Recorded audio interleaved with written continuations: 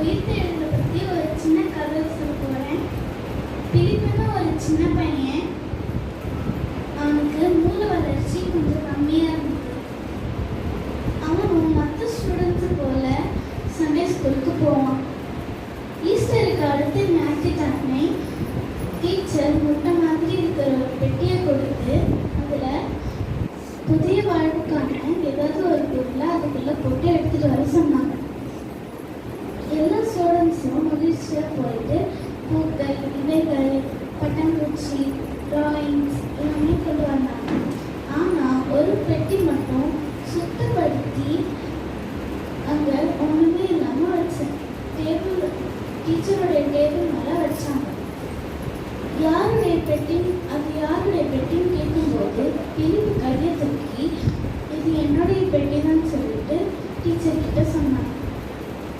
அதுக்கு ஸ்டூடெண்ட்ஸ் எல்லாரும் பிலிப்பை பார்த்து கிண்டல் பண்ண ஆரம்பித்தாங்க. டீச்சர் கேட்கும்போது பிலிப்பு சொன்னால் இது இயேசு கிறிஸ்துவின் கல்லறை, அவர் உயிரோடு கூட எழுந்தாரு அப்படின்னு சொல்லிட்டு டீச்சர்கிட்ட பிலிப்பு சொன்னான்.